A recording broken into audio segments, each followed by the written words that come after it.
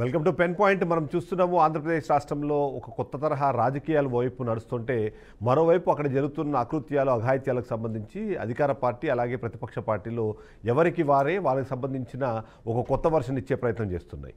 2024 వరకు అధికారంలో ఉన్న వైసీపీ పార్టీ గత హయాంలో జరిగిన అకృత్యాలు కానివ్వండి, వాటికి సంబంధించి ఎన్సీఆర్బీ డేటా వచ్చిన తర్వాత కూడా వాటిని బుకాయించే ప్రయత్నం చేస్తుంది. అదే సందర్భంలో కొత్తగా కూటమి ప్రభుత్వం ఏర్పడి సంవత్సర కాలం గడుస్తున్న నేపథ్యంలో ఈ సంవత్సర కాలంలో జరిగిన అకృత్యాలకు సంబంధించి కూడా ఎప్పటికప్పుడు వాళ్ళు కొత్త విధానాన్ని ఒక కొత్త వర్షాన్ని తెరపైకి తీసుకొచ్చే ప్రయత్నం చేస్తున్నారు. అదే సందర్భంలో తెలుగుదేశం పార్టీ అధికారంలోకి వచ్చిన తర్వాత కూటమి హయాంలో కూడా అలాంటి ఘటనలు పునరావృతం అవుతున్నదాన్ని మనం చూస్తున్నాము. దానికి కూడా కొన్ని సందర్భాల్లో గత ప్రభుత్వ హయాంలో గంజాయి వాడిన వాళ్ళు కానివ్వండి, ఆ సందర్భంలో అప్పుడు ఏర్పడిన అలవాట్ల నేపథ్యంలోనే ఇవన్నీ జరుగుతున్నాయని కూడా కొన్ని భాష్యాలు చెప్పే ప్రయత్నము కూటమి నేతలు కూడా చేస్తున్నారు.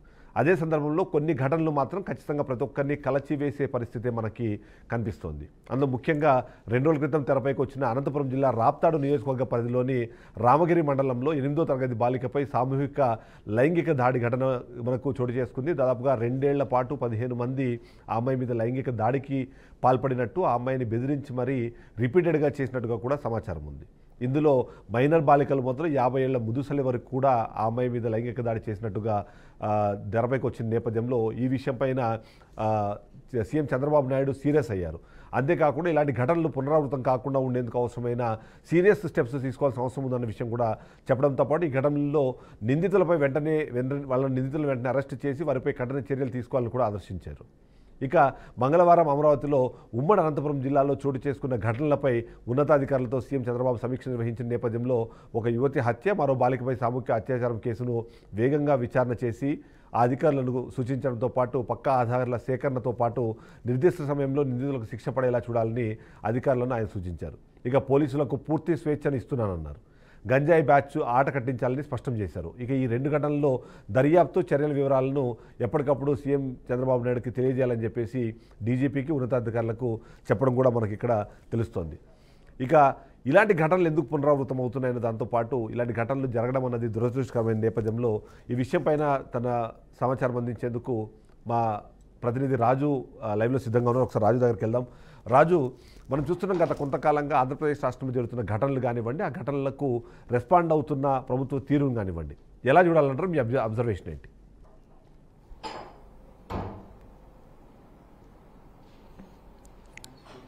ప్రధానంగా ఇక్కడ 2 విషయాలను మనం అబ్జర్వ్ చేసుకోవాల్సిన అవసరం కనిపిస్తుంది. ఎందుకంటే ఆడపిల్లల పట్ల, అంటే ఆడపిల్లలే కాదు, ఇందుకు పసిపిల్లల పట్ల కూడా క్రూరంగా వ్యవహరిస్తున్న చాలా మంది కూడా కామాందోళన చూస్తున్నాం. ఇప్పటి వరకు చూసుకుంటే గత 10 ఏళ్లలో ఇప్పటి వరకు గణాంకాలు చూసుకునేటప్పటికి కూడా దాదాపుగా కూడా 340 మంది కేవలం చిన్నారులు, వీళ్ళు కూడా కేవలం 10 సంవత్సరాలు దాటిన ముక్కు పచ్చలారని చిన్నారుల మధ్య కూడా అఘాత్యాలు జరుగుతున్న నేపథ్యంలో దీనికి సంబంధించి ప్రభుత్వాలు తీసుకున్న నిర్ణయాలు కావచ్చు, లేకపోతే ప్రభుత్వాలు ఏదైతే చట్టాలు చేస్తున్నాయో దీనికి సంబంధించిన కావచ్చు, ప్రతి ఒక్క దాని కూడా కూలంకుశంగా చర్చించుకునేటప్పుడు దీనికి సంబంధించినంత వరకు కఠినమైన చట్టాలు, ఒక దిశా చట్టం కావచ్చు, లేకపోతే భారతదేశానికి సంబంధించి మేరకు కొన్ని చట్టాలు కావచ్చు, ఇటువంటి చట్టాలు వస్తున్నప్పుడు కూడా పసిపిల్లలపైన ఇప్పటికి కూడా అదే అకృత్యాలు జరుగుతూనే ఉన్నాయి. అదే విధంగా ఇప్పటికి కూడా దాడులు జరుగుతున్న పరిస్థితి కనిపిస్తుంది. ఒక్కసారిగా చూసుకుంటే కనీసం ఎల్కేజీ చదువుతున్న ఆడపిల్ల దగ్గర నుంచి కూడా 10వ తరగతి చదువుతున్న ఆడపిల్ల వరకు కూడా బయటికి పంపించాలంటే కూడా పిల్లల్ని ఎంత తల్లిదండ్రులు వేదన చెందుతున్నారనేది చాలా స్పష్టంగా అర్థమవుతుంది. ఎందుకంటే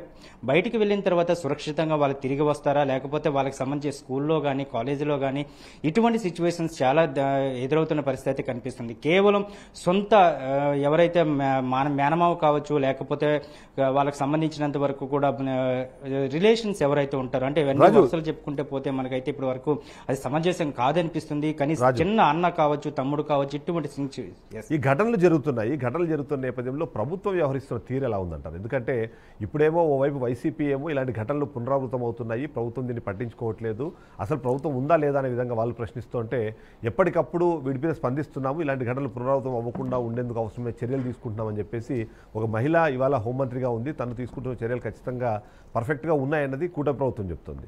సో గతంలో జరిగిన వ్యాఖ్యలు కానివ్వండి, గతంలో జరిగిన ఘటనలన్నింటినీ ఇప్పుడు చూపించి వైసీపీ చేస్తున్న ఆరోపణలు ఎలా చూడాలంటారు? దానికి ప్రభుత్వం స్పందిస్తున్న తీరు నిజంగానే ఇక్కడ ఆక్షేపించాలా లేకపోతే అభినందించాలా, ఎలా చూడాలంటారు?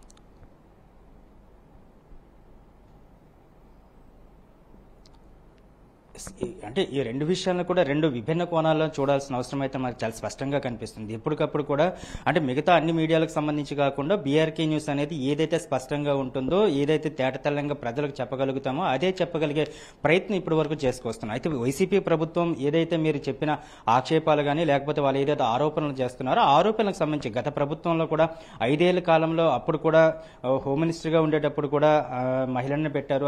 అదే మహిళగా ఉండేటప్పుడు కూడా ఎవరైతే ఏ విధంగా దాన్ని అయితే కట్టడి చేయగలిగారో, దిశ చట్టం తీసుకొచ్చినప్పుడు కావచ్చు, లేకపోతే మిగతా చట్టాలు తీసుకొచ్చినప్పుడు మిగతా వ్యవహార కార్యక్రమాల్లో ప్రభుత్వం ఏ విధంగా అయితే దాన్ని కట్టడి చేయగలిగిందని ఒక కోణం అయితే ప్రజెంట్ ఉన్న ప్రభుత్వం, ఎందుకంటే ఏదైనా సరే ప్రతిపక్షం వెళ్ళిపోయిన తర్వాత ఏదైతే అధికార పక్షంలో ఉంటారో అధికార పక్షానికి సంబంధించినంత వరకు పూర్తి స్థాయిలో కూడా దానికి ప్రతి ఒక్కరు కూడా క్వశ్చన్ చేసే పరిస్థితి కనిపిస్తుంది. ఎవరైతే ఇప్పుడు వంగలపూడి అనిత హోమ్ మినిస్టర్గా ఉన్న తర్వాత మొదటి నుంచి కూడా ఇటువంటి వాటిపై ప్రతిదాన్ని కూడా నేను రియాక్ట్ అవుతూనే వస్తున్నారు. ఇక్కడ ఏ సంఘటన జరిగినా దానికి సంబంధించినంత వరకు ఆవిడ క్వశ్చన్ కనిపిస్తుంది. అయితే ఇప్పుడు ప్రధానంగా ఉన్న విషయం ఏంటంటే, అయితే హోమ్ మినిస్టర్లుగా ఉన్నా, ముఖ్యమంత్రులుగా ఉన్నా, లేకపోతే ఎవరైతే ప్రభుత్వంలో ఉన్నా సరే వీటన్నిటిలు కాకుండా ఇటువంటి అగత్యాలు జరగకుండా వీటికి సంబంధించిన పూర్తి స్థాయిలో ఒక కఠినమైన చట్టాలను తీసుకురావాలనేది సామాన్య ప్రజలు కోరుకునే పరిస్థితి కనిపిస్తుంది. అటువంటి దాన్ని కాకుండా కేవలం మహిళా హోం మంత్రులుగా ఉండడం వలనో లేకపోతే మహిళా ముఖ్యమంత్రులుగా ఉండడం వల్ల ఇటువంటి దాటికి రక్షణ కల్పించగలుగుతామంటే మాత్రం అదంతా కూడా కలలో జరిగే విషయమనే మనం చెప్పుకోవచ్చు. ప్రధానంగా ఇక్కడ ఇటువంటి పసిపిల్లల పైన కానీ లేకపోతే ఆడపిల్లల పైన కానీ ఎటువంటి అగత్యాలు జరగకుండా వాటికి సంబంధించినంత వరకు కూడా వాళ్ళకి సంబంధించిన పూర్తి భద్రత భరోసా కల్పించే విధంగా ప్రభుత్వాలు నిలబడాలి, ప్రభుత్వ అధికారులు నిలబడాలి, అదేవిధంగా ప్రజా ప్రతిపదలు నిలబడాలనేది మాత్రం ప్రతి ఒక్కరు కోరుకుంటున్న విషయం అనేది ఇక్కడ కోరుకోవచ్చు. Right, thank you very much Raju. ఇదే విషయంపైన తన విశ్లేషణ ఇచ్చేందుకు రాజకీయ విశ్లేషకులు కోటేశ్వరరావు గారు మనతో పాటు లైవ్లో సిద్ధంగా ఉన్నారు. సార్, మనం చూస్తున్నాము అంటే ఇలాంటి ఘటనలు జరగడం అనేది ప్రతిసారి ఖచ్చితంగా అంటే బాధాకరమైన విషయమే. బట్ పసిపిల్లల మీద ఇలాంటి ఘటనలు జరగడం అన్నది ఒక విషయం అయితే, దీని మీద ఇంకా కఠినమైన చట్టాలు లేకపోతే ఆ చర్యలు లేకపోవడం వల్ల ఇవి పునరావృతం అవుతున్నాయన్నది ఒక అనుమానం చాలా మందిలో ఉంది. సో వీళ్ళకి సంబంధించిన వ్యవహార శైలిని ఎలా చూడాలి, ప్రభుత్వం తీసుకున్న చర్యలు ఇంకా ఎందుకు ఆ స్థాయిలో ఇంకా అంటే వాళ్ళని భయపెట్టే స్థాయిలో లేకపోవడానికి ఏదైనా కారణాలు విశ్లేషించాలి, ఎలా చూడాలంటారు? ఇట్లాంటి ఉదంతాలు జరిగినప్పుడు భయపెట్టడం గురించి లేకపోతే ఎన్కౌంటర్ చేయడం గురించి గతంలో కూడా మనం అనేక సందర్భాల్లో వివిధ ఉదంతాల సందర్భంగా మనం చెప్పుకున్నాం. అయినప్పటికీ ఉదంతాలు జరుగుతున్నాయి. ఎందుకు జరుగుతున్నాయి ఏమిటి అనేటువంటిది నిజంగానే సమాజానికి అదేవిధంగా ప్రభుత్వానికి కూడా ఒక పెద్ద సవాలే. ఇప్పుడు అనంతపురం బాలిక విషయంలో సామూహిక అత్యాచారం జరిగినట్లు చెప్తున్నటువంటి అదే కనుక నిజమైతే చాలా దుర్మార్గము, అసలు మాటలకు అందనటువంటి పరిణామం అదేది మనం చెప్పుకోవాలి. అందువలన ఇలాంటి వాటి పట్ల ఇప్పుడు ఆ జరిగేటువంటి ఉదంతాలు కానీ లేకపోతే పోలీస్ యంత్రాంగానికి కావచ్చు లేదా అధికారంలో పార్టీలకు కానీ ఊహకందనటువంటి విషయాలు అనేటువంటి మనం చూడాలి. అయితే ఈ సందర్భంగా మనం చెప్పుకోవాల్సింది ఏంటంటే, అదే అనంతపురం జిల్లాలో ఒక గిరిజన యువతి ఇంటర్మీడియట్ చదువుతున్నటువంటి ఒక అమ్మాయి కనిపించడం లేదని చెప్పేసి తల్లిదండ్రులు ఫిర్యాదు చేసి ఆ అనుమానితుడి ఫోన్ నంబరు ఇచ్చినా గానీ పోలీసులు సకాలంలో సక్రమంగా వ్యవహరించలేదనేటువంటిది మనకి వచ్చినటువంటి వార్తలు. అందుకని అసలు తెలియకుండా లేకపోతే అనూహ్యమైనటువంటి వాటిని గురించి సరే మనం ప్రివెంట్ చేయలేమని చెప్పుకోవచ్చు. కానీ ఒక గిరిజన యువతి విషయంలో మరి పోలీస్ యంత్రాంగం ఆ విధమైనటువంటి నిర్లక్ష్యం వహించి ఇప్పటికీ ఈ నెల 4వ తారీఖున ఆ అమ్మాయి మిస్సింగ్ కేసు నమోదు చేశారు. అమ్మాయి చనిపోయింది. ఇవాళ మనం వారం రోజుల తర్వాత మనం మాట్లాడుకుంటున్నాం. ఇప్పటికీ ఆ నిందితుడు వాడిని ఎక్కడున్నారో ట్రేస్ అవుట్ చేయలేకపోయామని చెప్పేసి పోలీసులు కథలు చెప్తున్నారంటే, అధికార యంత్రాంగం ముఖ్యంగా పోలీసు యంత్రాంగం రాజకీయ నాయకులకి సేవలు చేయడం లేకపోతే వాళ్ళ చుట్టూ తిరగటం మీద ఉన్నటువంటి శ్రద్ధ నేరగాండ్ల పట్ల లేదు, లేదా నేరాలను బయట పెట్టడం పట్ల లేదు అనేటువంటిది కనిపిస్తా ఉంది. ముఖ్యంగా గ్రామీణ ప్రాంతాల్లో భూస్వామిక లేదా ధనిక రైతు సంస్కృతి అనేటువంటిది కూడా ఇప్పటికీ 2 తెలుగు రాష్ట్రాల్లో అనేక ప్రాంతాల్లో కొనసాగుతా ఉన్నది. అంటే ఉండి ఏదైనా అత్యాచారం చేసినా లేకపోతే ఏదైనా దారుణం చేసినా గానీ పోలీస్ యంత్రాంగానికి డబ్బు పెట్టి ఏదో ఒక పేరుతోటి కేసు మాఫీ చేయించుకోవడానికి ప్రభుత్వ పెద్దలే రంగంలోకి దిగటం అనేటువంటి కూడా ఒక ధోరణిగా మనకు కనిపిస్తా ఉంది. ఈ పట్టణాల గురించి అయితే చెప్పక్కర్లేదు. పట్టణాల్లో పక్క వాళ్ళు కూడా పట్టించుకోరు. డబ్బు ఉన్నటువంటి వాడు ఏం చేసినా కూడా చెల్లుతుంది. సార్ అయితే ఇక్కడ ఒక పాయింట్ చెప్పండి మీరు, పోలీస్ గతంలో యంత్రాంగం దిశ అనే ఒక అదేవిధంగా యాప్ ఉన్నింది. రాజకీయ నాయకుల్లో కూడా రావాలి. ఇలాంటి నేరాల పట్ల నిర్దాక్షిణ్యంగా వ్యవహరించి వాళ్ళని పట్టుకొని తగిన విధంగా శిక్షలు వేయించినప్పుడే అది వస్తుంది. ముఖ్యంగా ఎస్సీ ఎస్టీ ఈ ఈ వర్గాల మీద జరుగుతున్నటువంటి అత్యాచారాలు కావచ్చు, లేకపోతే దాడులు హత్యలు కావచ్చు, వీటిల్లో కన్విక్షన్ రేటు చాలా తక్కువగా ఉంటుంది. ఎస్, అంటే ఇదొక సూచన. పోలీసు యంత్రాంగం ఏ విధంగా డబ్బున్నటువంటి వారితోటి కుమ్మక్కై కేసులను నీరు గారుస్తున్నారు, లేకపోతే రాజీ పేరుతోటి చేసేస్తున్నారు అనేటువంటిది మనకి కనిపిస్తాం. అందుకని ఒక పాయింట్ చెప్పండి. ఇప్పుడు సామాజిక సమస్య. వైసీపీ అధికారంలో ఉన్నప్పుడు దిశ యాప్ను తీసుకొచ్చాము. ఆ సందర్భంలో ఈ మొత్తం కంప్లైంట్స్ అన్నిటి మేము ఒక సెంట్రలైజ్డ్ దీని నుంచి హ్యాండిల్ చేయడం వల్ల ఒక అడ్వాంటేజ్ ఉండేది. ఇప్పుడు దాన్ని సురక్ష యాప్ పేరుతో తీసుకొచ్చే ప్రయత్నం చేశారు కానీ, బట్ అలా దిశ యాప్ని ఇప్పుడు నాశనం చేశారు. సురక్ష యాప్తో వీళ్ళు కొత్తగా చేసింది ఏం లేదన్నది ఒక ఆరోపణ వినిపించే ప్రయత్నం చేస్తున్నారు. దీనికి తోడు పవన్ కళ్యాణ్ లాంటి వాళ్ళు గతంలో చేసిన వ్యాఖ్యలు ఇలాంటి వాళ్ళని 2 బెత్తం దెబ్బలు కొట్టాలి అని చెప్పి దాన్ని చాలా సింప్లిఫై చేశారు, లేకపోతే చాలా సింపుల్గా తీసుకున్నారు అన్నది కూడా ఒక ఆరోపణ వినిపించే ప్రయత్నం చేస్తారు, అంటే ఒక విమర్శ చేసే ప్రయత్నం చేస్తున్నారు. సో ఈ రెండింటిని ఎలా చూడాలంటారు? దాంతో కన్క్లూడ్ చేద్దాం ఈ పాయింట్ని. ఇప్పుడు పవన్ కళ్యాణ్ ఏదో సినిమా నుంచి వచ్చినటువంటి వ్యక్తి, సినిమా కథలు లేకపోతే సినిమాటిక్ వ్యవహారాలు గురించి ఆయన ఇంకా వాస్తవానికి దగ్గరగా రాలేదు కనుక గతంలో అలాంటి ప్రకటనలు చేశారు. మనం చూసాం. కాకినాడ రేవు దగ్గరికి వెళ్ళి ఓడెక్కి సీజ్ ద షిప్ అని సినిమాటిక్ గా చేసినటువంటి హడావుడి అట్లాంటివన్నీ మనం చూసాం. అందువలన ఇప్పుడు మరి నేను తాట ఒలుస్తా, తోలు ఒలుస్తా, అన్యాయం ఎక్కడ జరిగినా నేను మాట్లాడతా అని చెప్పినటువంటి పెద్ద మనిషి మరి ఇప్పుడు ఇన్ని ఉదంతాలు జరుగుతూ ఉంటే ఎందుకని మౌనంగా ఉన్నారు? నేను మంత్రిగా ఉన్నాను కనుక మాట్లాడకూడదని చెప్తారా? అదే చెప్పమానండి. నేను మంత్రిగా ఉన్నాను, కొన్ని విషయాలు నేను మాట్లాడలేనని చెప్పమానండి. లేదు, ఒకవేళ మాట్లాడలేనటువంటి పరిస్థితి ఉంటే బయటకు వచ్చి ప్రజల తరఫున మాట్లాడమనండి. ఇబ్బంది ఏముంది? ఆయనకి పదవి ఉంటే ఏముంది, లేకపోతే ఏముంది? ఇప్పుడు ఒక జనసేన అధిపతిగా ఉన్న తర్వాత అంతమంది ఎమ్మెల్యేలు, అంతమంది ఎంపీలుని గెలిపించుకున్న తర్వాత మరి పదవి అడ్డు పెట్టుకొని మౌనంగా నోటికి తాళం వేసుకునే దానికంటే బయటకు వచ్చి మాట్లాడటం ఆయనకు గౌరవంగా ఉంటుంది కదా ఎవరికైనా. అందుకని సమస్య అక్కడే ఉంది. అధికారంలో ఉన్నప్పుడు ఒక మాట, లేనప్పుడు ఒక మాట. రైట్. మనం చూస్తున్నాం తెలంగాణ రాష్ట్రంలో మంత్రివర్గ విస్తరణకు సంబంధించి గత కొంతకాలంగా మనం ఎప్పటికప్పుడు మంత్రివర్గ విస్తరణ జరగబోతోంది. జరిగినప్పుడు వీళ్ళలో శాఖల్లో మార్పులు ఉంటాయి. కొంతమందికి కొత్తగా అవకాశం దొరుకుతుందని కూడా మనం చెబుతూ వచ్చాం. కానీ అందరి అంచనాలను తారుమారు చేస్తూ కొత్త ఫేస్లు తెరపైకి రావడం కానివ్వండి, వచ్చిన తర్వాత వాళ్ళకి శాఖల కేటాయింపులతో పాటు ఇప్పటికే కొన్ని శాఖలు రేవంత్ రెడ్డి దగ్గర ఉన్న నేపథ్యంలో ఆ శాఖల కేటాయింపులు ఎలా జరగబోతున్నాయి, కొంతమంది మంత్రుల మీద, ఆ మంత్రివర్గ సహచరుల మీద ఇప్పటికే కొన్ని ఆరోపణలు, అలాగే కొన్ని అభ్యంతరాలు నేపథ్యంలో వాళ్ళందరూ కూడా మార్పులు జరగబోతున్నాయంటూ మనకు ఒక వార్త వినిపిస్తుంది. అందులో ముఖ్యంగా చూస్తే మాత్రం ఈరోజు ఢిల్లీకి వెళ్ళిన సీఎం దాని మీదనే పూర్తి స్థాయిలో చర్చించారు. కేసీ వేణుగోపాల్తో కానివ్వండి, మల్లికార్జున ఖర్గేతో కానివ్వండి, రాహుల్ గాంధీతో డిస్కస్ చేసినప్పుడు కూడా కేవలం శాఖల మార్పు, కొత్త మంత్రులకు శాఖల కేటాయింపుతో పాటు మరికొన్ని పార్టీలకు సంబంధించిన పదవుల కంప్లీషన్ గురించి కూడా మాట్లాడినట్టుగా మనకు సమాచారం అందుతున్న నేపథ్యంలో ఈ కూర్పు ఎలా ఉండబోతుందన్న విషయాన్ని మనం మాట్లాడే ప్రయత్నం చేద్దాం. మనతో పాటు సాల్మన్ మనతో పాటు లైవ్లో సిద్ధంగా ఉన్నారు. ఒకసారి తెలుసుకునే ప్రయత్నం చేద్దాం. సాల్మన్, ఇప్పుడు కొత్తగా శాఖల కేటాయింపులు కానివ్వండి, శాఖల మార్పుకు సంబంధించి, ఎందుకంటే కొద్దిమంది మీద అసంతృప్తి ఉంది, కొద్దిమంది మీద ఆరోపణలు వచ్చాయి. వాస్తవానికైతే కొద్దిమందికి మంత్రివర్గ విస్తరణలో చోటు కూడా ఉండకపోవచ్చు అనే కూడా విశ్లేషణ వినిపించింది. కానీ వీటన్ని పటాపంచలు చేస్తూ వాళ్ళని కంటిన్యూ చేస్తూ కొత్త వాళ్ళని తీసుకొచ్చారు. కానీ ఈ శాఖల కేటాయింపులు, మార్పుల నేపథ్యంలో కొద్దిమందికి ప్రాధాన్యత తగ్గే అవకాశం ఉంది అనేది వినిపిస్తుంది. సో మీ దగ్గర ఉన్న ఇన్ఫర్మేషన్ ఏంటి, ఏం జరగబోతుంది? మనం చూసుకున్నట్లయితే తెలంగాణ రాష్ట్రంలో శాఖల మార్పు అయితే జరిగే అవకాశం అయితే స్పష్టంగా కనబడుతుంది. ఎందుకంటే గతంలో ఏ విధంగా శాఖలు కేటాయించారు అనే దాని మీద మాత్రం స్పష్టంగా కనబడుతుంది. ఎందుకంటే కొత్తగా ఎవరైతే ఆ కేబినెట్ లో అవకాశం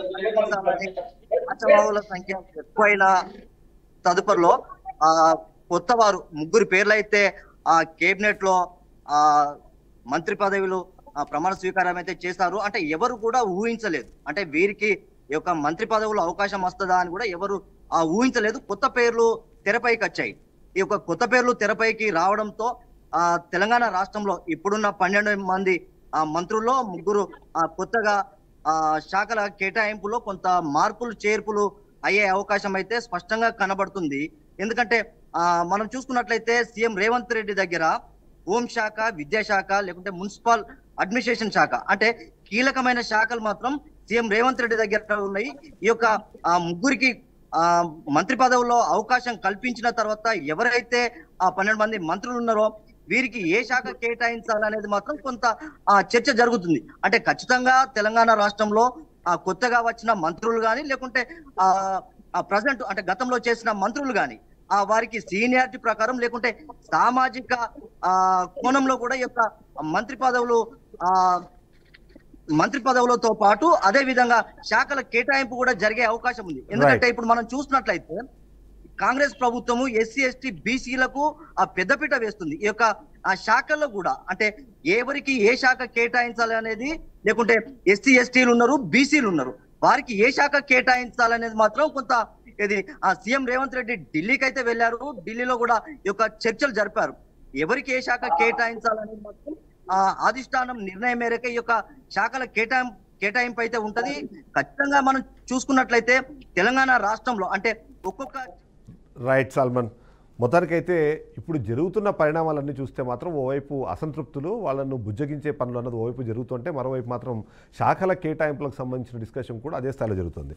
కోటేశ్వరరావు గారు, ఇక్కడ స్పెసిఫిక్గా చూడాలంటే మనం ఎప్పుడూ ఒక విషయాన్ని అబ్జర్వ్ చేస్తుంటాం. ముఖ్యంగా తెలంగాణకు సంబంధించి కానివ్వండి, కాంగ్రెస్ పార్టీకి సంబంధించిన ఈ రాజకీయాలను ఒకసారి మనం చూసినప్పుడు ఈ మార్పుల శాఖలు లేకపోతే ఈ శాఖల మార్పులకు సంబంధించిన విషయాలు జరిగినప్పుడు కూడా అసంతృప్తులు మళ్ళీ ఇక్కడ కొత్తగా వచ్చే అవకాశం ఉంటుంది. ఎప్పటి నుంచో మనం వింటున్నాము. ఒకటి కొండా సురేఖకు సంబంధించి ఆమెకి మార్పు జరిగే అవకాశం ఉంది అన్నది కానివ్వండి, మరి కొద్దిమంది మీద కొన్ని ఆరోపణల నేపథ్యంలో వాళ్ళను మొత్తంగా తప్పిస్తారు అనుకున్నారు, కానీ వాళ్ళని కంటిన్యూ చేస్తూ ముగ్గురికి ఇవ్వడం అన్నది. కీలకమైన శాఖలన్నీ రేవంత్ రెడ్డి దగ్గర ఉన్న నేపథ్యంలో ఈ మార్పులు చేర్పులు ఎలాంటి ప్రభావాన్ని చూపించే అవకాశం ఉందంటారు? ఈ మార్పులు చేర్పులు నిజంగానే అంటే పెద్ద స్థాయిలో జరిగే అవకాశం ఉంటుందంటారా?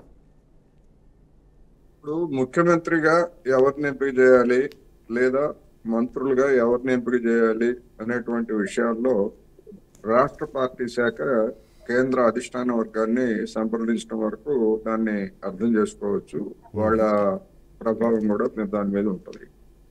విషాదకరం ఏంటంటే ఎవరికి ఏ మంత్రిత్వ శాఖలు ఇవ్వాలో కూడా అధిష్టాన వర్గం జోక్యం చేసుకుంటే ముఖ్యమంత్రి వెళ్ళి దానికోసం ఢిల్లీ వెళ్ళి చర్చలు జరుపుతున్నారు అంటే కాంగ్రెస్ లో ఉన్నటువంటి బలహీనత కావచ్చు, లేదా రేవంత్ రెడ్డి నాయకత్వానికి ఉన్నటువంటి పరిమితులు ఎలా ఉన్నాయో, ఏ విధంగా స్వేచ్ఛ లేనటువంటి ఒక బందీగా, ఒక చట్టంలో ఒక బందీగా ఉన్నారో ఇది మనకి తెలియజేస్తా ఉంది. మనం ప్రమాణ స్వీకారం చేసిన తర్వాత తన దగ్గర ఉన్నటువంటి శాఖలని ఇవ్వచ్చు. అలా కాకుండా ఇప్పుడు ఆల్రెడీ మంత్రులుగా ఉంటూ వారు నిర్వహిస్తున్నటువంటి శాఖలు కొంతమంది నుంచి తీసి వేరే వాళ్ళకి ఇచ్చి, లేకపోతే ఇటువంటి మార్పులు చేసేట్లయితే ఇప్పుడు ఉన్నటువంటి అసంతృప్తి మరొక కొత్త రూపంలో మరొక కొత్త అసంతృప్తి కేంద్రాలని సృష్టించినట్టుగా అవుతుంది. మరి ఇది కేంద్ర అధిష్టాన వర్గానికి ఈ మాత్రం సోయి లేకుండా ఎందుకున్నది అనేటువంటిది పార్టీ ప్రతిష్ట ఏమవుతుంది. మంత్రుల శాఖలను కూడా ఢిల్లీలో చర్చించి పైరవీలు చేసుకుని తెచ్చుకునే పరిస్థితి ఇక్కడ కనుక ఉండేట్లయితే ఇక ఆ మంత్రులు చేసేటువంటి నిర్ణయాలు, లేకపోతే వాళ్ళకు ఉన్నటువంటి స్వేచ్ఛ ఏమిటి, లేకపోతే ముఖ్యమంత్రికి ఉన్నటువంటి బాధ్యత ఏమిటి అనేటువంటి కూడా రాబోయే రోజుల్లో చర్చగా వస్తాయి. అందుకని ఇది ఒక తీవ్రమైనటువంటి ఒక బలహీనతగా. రెండోది, ప్రతిపక్షాలకి కావాలని వాళ్ళకి విమర్శలు ఏవి లేకపోతే వీటినే విమర్శలుగా చేసుకుంటారు. ఇంకా స్టార్ట్ చేయలేదు, ఎందుకంటే స్టార్ట్ చేస్తారు. ఈ వార్తలు వచ్చిన తర్వాత వీటి గురించి కూడా అధిష్టాన వర్గమా అనేటువంటిది వచ్చిన తర్వాత ఇంకా రేవంత్ రెడ్డి గారి మాట వినేది ఎవరు ఉంటారు? ఏ మంత్రిని ఎవరైనా అదుపు చేయగలిగినటువంటి స్థితిలో ఉంటారా ముఖ్యమంత్రి అనేటువంటిది పెద్ద ప్రశ్నగా రాబోతుంది అనేది. ఇలాంటి ప్రహసనాలకు కట్టుబెట్టి తగినటువంటి గౌరవం ఇవ్వాలి, తగినటువంటి అధికారం కూడా ఇవ్వకపోయేట్లయితే పాలన మీద అదుపు ఉండదు. అది చివరికి మొత్తం పార్టీకే దెబ్బతీసే అవకాశం కూడా ఉంటుంది. ఇప్పుడు కీలకమైన శాఖలు అంటే మున్సిపల్ అడ్మినిస్ట్రేషన్ కానివ్వండి, హోంశాఖ కానివ్వండి, విద్యాశాఖ, ఈ 3 కీలకమైన శాఖలు ఉన్నాయి. సరే కొత్తగా వచ్చిన ముగ్గురులో వాటిని సర్ది చెప్దాము లేదా సర్ది పెడదాము అన్నా సరే సమస్యలు. ఎందుకంటే ఇద్దరేమో జూనియర్లు అయిపోయారు. ఇప్పుడు ఒకవేళ సరే వివేక్ వెంకటస్వామి అనే వ్యక్తిని మనం సీనియర్ పొలిటీషియన్గా చూసినా సరే మొదటిసారి ఎమ్మెల్యేగా ఎన్నికైన వ్యక్తి. సో హోంశాఖని ఇచ్చే పరిస్థితుల్లో అక్కడ ఒక సమస్య ఉంది. సో ఇలాంటి పరిస్థితుల్లో మళ్ళీ రీఆర్గనైజ్ చేసే క్రమంలో చాలామంది సీనియర్లు అప్పట్లో అప్రాధాన్య పోస్టు మాకు దక్కాయి, ఇప్పుడు ప్రాధాన్యత దక్కుతుందేమో అని ఆశపడుతున్న వాళ్ళు, అది కాకుండా కొద్దిమంది వాళ్ళు మాట్లాడడం వల్ల అది ప్రభుత్వానికి చెడ్డపేరు వచ్చిన సిచ్యువేషన్ కూడా మనం గతంలో చూసాం. అలాంటి వాళ్ళకి ఇప్పుడు మార్పులను చేసే క్రమంలో ఇంకా పెద్ద పోర్ట్ఫోలియో ఇవ్వాల్సిన అవసరం వస్తే, ఆ అవకాశం ఏర్పడితే మరి ఇది ఒక కొత్త సమస్యగా మారే అవకాశం ఉంది. సో ఇప్పుడు కత్తి మీద సాము చేస్తున్నట్టు అనుకోవాలా రేవంత్ రెడ్డిని? డెఫినెట్ గా. ఎందుకంటే ఇంకొక 3 ఉద్యోగాలు ఉన్నాయి. ఆ 3 ఉద్యోగాల్లో ఎవరిని నియమిస్తారు, ఆ ఉద్యోగాల్లో నియమించేటువంటి వాళ్ళకి మరి ఏ శాఖలు మిగిలిస్తారు, ఇవి కూడా సమస్య అవుతుంది కదా. అవును, చేసి ఉంటే మొత్తం 6 శాఖలు 6 మంత్రులను తీసుకొని ఉంటే, లేదు మంత్రివర్గ పునర్వ్యవస్థీకరణ పేరుతో ఇంకొక పేరుతోటి చేసి ఉంటే అది బాగానే ఉండేది. కానీ నా అభిప్రాయం ఏంటంటే ఇది అధిష్టాన వర్గం దగ్గర చర్చించడానికి